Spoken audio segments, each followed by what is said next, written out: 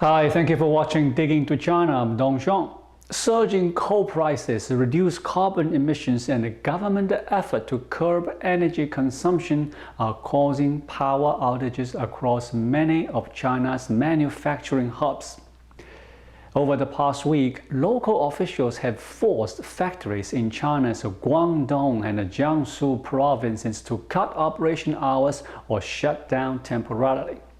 In Kunshan, a city near Shanghai, more than 10 Taiwan-based semiconductor-related companies filed announcements with the Taiwan Stock Exchange last week, saying that they temporarily closing local facilities until the end of September.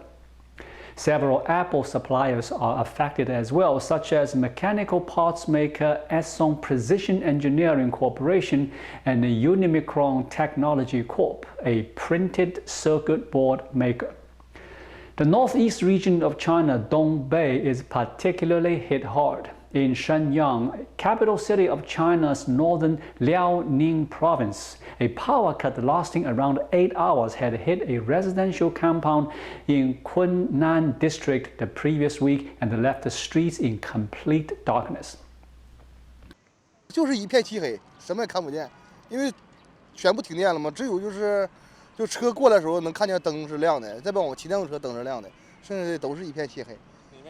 A saleswoman in a convenience store near the residence compound added that water and electricity were also cut, leading to many people buying candles and borrowing portable chargers. 地铁没停，然后停水停电，蜡烛，买蜡烛的也挺多的，还有接充电宝的，还过来充电的。 Several factory managers said that their business wouldn't survive if authorities continue with the crippling power cut that have hit the region in recent days. 这是沈阳地区吧？好像我知道应该是头一次限电，反正就是肯定是有损失呗。租发电机，一天3000块钱，在家里用柴油。 一天的费用大概得在7000到1万吧。你要是用电，一天可能是有1000多块钱就够了。现在情况是这样，完了现在是限4天，我们说实话还能承受得起。到时间长了那就这个费用我们支撑不了，就厂就不能干了。 Coal has become too expensive, a problem exacerbated by a Chinese ban on imports of the commodity from Australia since last year after a diplomatic brawl over Canberra's call for an independent global inquiry into the origins of COVID-19. But coal price is not the main culprit. The power shortage problems have stemmed largely from China's efforts to curb energy consumption as the country tries to burnish its climate credentials ahead of a climate summit in Glasgow this November. Also, Beijing wants to ensure blue skies at the Winter Olympics in Beijing next February. President Xi Jinping announced in late 2020 at a United Nations summit that China would cut its carbon dioxide emissions per unit of gross domestic product, or carbon intensity, by more than 65% from 2005 levels by 2030. Mr. Xi also pledged sharp increases in renewable energy capacity at the summit. However, only 10 out of 30 mainland Chinese regions achieved their energy reduction targets in the first 6 months of 2021. China's total power generation through August of 2021 was actually more than 10% greater than in the same period in 2020 and nearly 15% more than in the same slot in 2019 as utilities across the country cranked up power to meet surging industrial demand. In mid-September, the National Development and Reform Commission announced tougher punishments for regions that fail to meet their targets and said it would hold local officials to account for limiting absolute energy demand in their regions.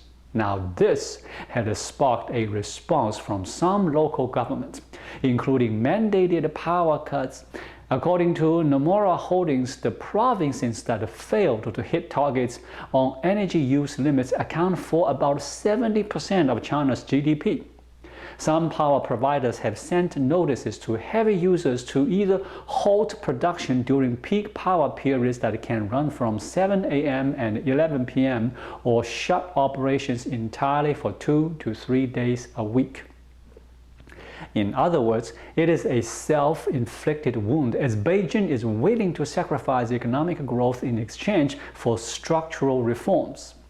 Although the long-term considerations like climate and shift economy away from heavy industry carry more weight now than in the past. But is China really prepared for a potential social unrest when the economy turns from bad to worse and many businesses go underwater? If local prices remain painfully high, China will likely allow more coal mining capacity to come back online. Residents lacking heat and jobs in cold winter isn't looking good for CCP, and it is certainly bad for party leaders' pledge on common prosperity. Whether China can flatten its carbon emissions in the next decade remains to be seen, and its goal of carbon neutrality by 2060 depends heavily on increasing reliance on renewable energy and nuclear power, as well as major technological advances in areas such as carbon capture and storage. In the short term, the Communist Party's chief concern remains how to grow the economy by around 6% per year. Beijing's central economic planning for the next 5 years highlights China's indecision regarding how fast to make its low-carbon shift.